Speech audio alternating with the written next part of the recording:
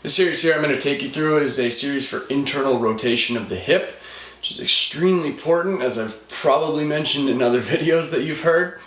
The first thing we want to do is we want to go into a couch stretch. So we're going to get right into it here. The way this video is going to work is I'm going to do all of one side, and then you would stop, repeat the video, and do the other side. So first thing we want to do is we want to stretch some of the external rotators of the hips. So the way we do that is just through a basic couch stretch. So if I go here, get a nice pillow to support, okay? And we're just coming into this position. I'm using a Swiss ball. It's called a couch stretch. You could obviously use a couch. And what we want to do here is we want to make sure that we're not really flared out with the hips. So we want to kind of have that intra-abdominal pressure, the inhale, exhale,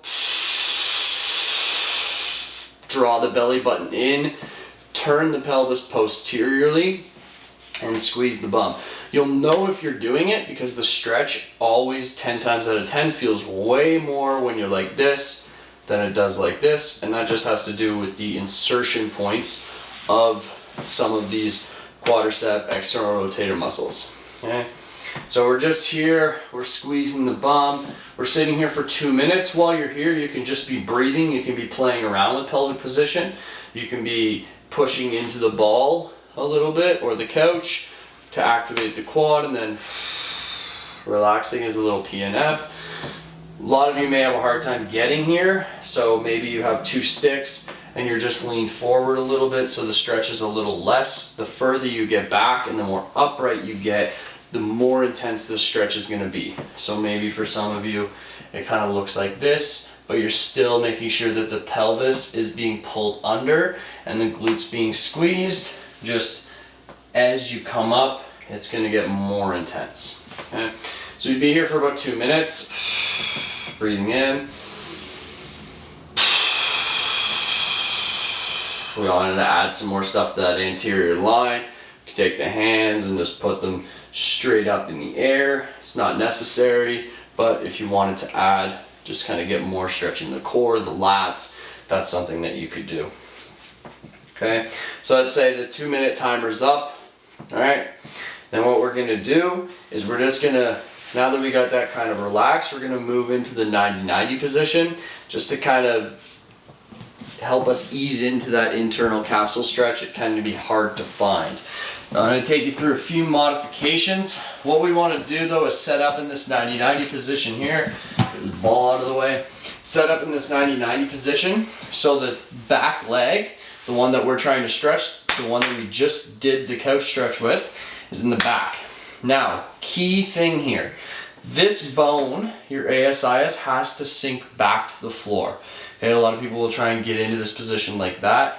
If this position is just not happening, maybe it hurts your knee, or you can see that your hip's really far forward, you feel really locked up in the oblique, you got a couple options. First option is to just elevate your bum up on a block. I made a whole video about this, 90-90 modifications. That, by providing a little bit of abduction with the leg, that'll help kind of you allow to sink back into that position, okay? But if you don't need that, then that's fine. You can just come down here, okay? So we're letting the bone tip back and the knee needs to stay down. That's gonna create internal forces on the femur inside the acetabulum or the hip, and it's gonna give you that stretch feeling. Feels kind of weird right around the joint capsule of the hip. Okay. For some people, this is enough. Just sitting here passively for 2, 3, 4 minutes in the first few weeks of finding IR of the hip, this can be enough. Okay. A lot of times I've had people sit in this position for 6 minutes because it takes them 5 minutes to actually find it. So we'd sit here for 2 minutes. Again, what are we doing? We're breathing. Okay. And just know that the more you turn into the hip and the more you side crunch towards that back foot, the more intense the stretch is going to be. So for some of you advanced people, maybe you're really far over trying to increase that joint capsule stretch. You will feel it. And maybe for some of you, you're kind of actually just facing this front leg here, making sure the hip stays back and the knee goes down. Okay, that's going to make the stretch a little bit nicer and easier to get into. But At no point should you feel any pain. So that's very important to remember. Okay. Now, training internal rotational strength from this position is extremely hard. I can barely get my foot off from these positions, so I don't expect as an intro video to IR for us to train from here. So we need to come up with some techniques that we can train from and create strength. So if we just stretch, that's great, but if we don't create strength here, our nervous system won't allow us to have this range of motion tomorrow.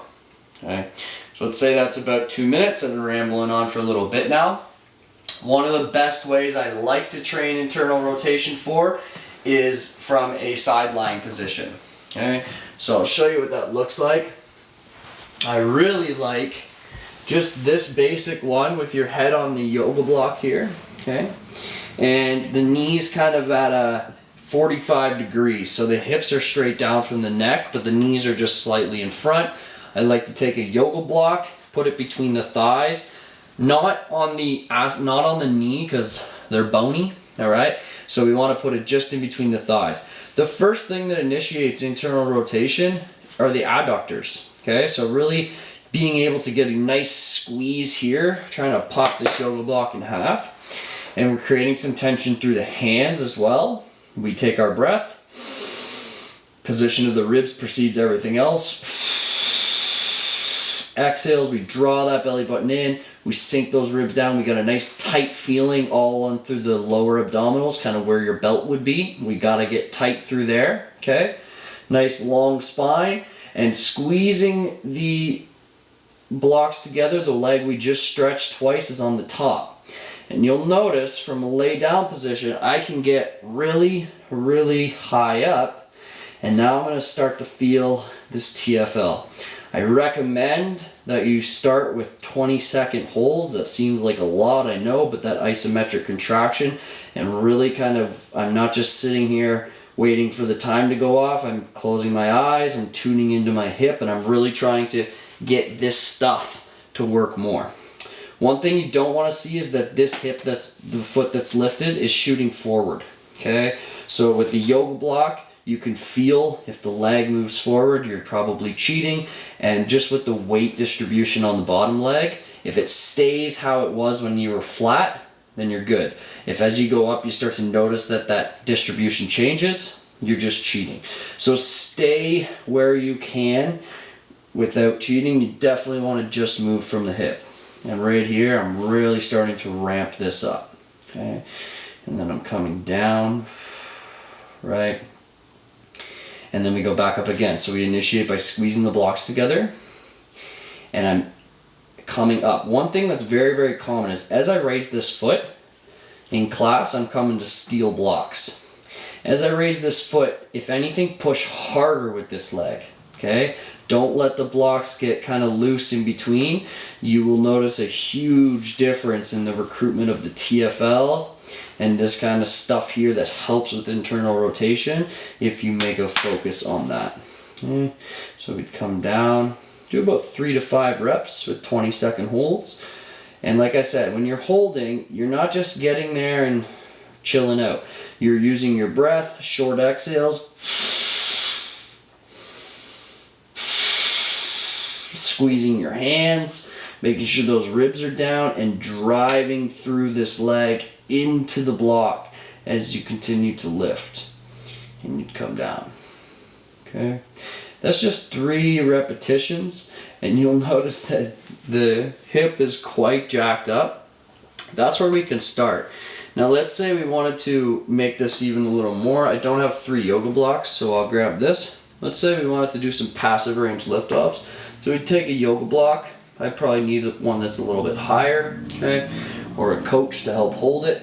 But now I'm starting from this position, okay, and then I can go through liftoffs. The yoga block's gonna fall, but I could get to my passive range and then squeeze the block together and lift, lift, lift, lift, holding. Could also use a band, okay, and just hold myself. So this would be my, I pull my foot up to my passive range, and then I relax into the band,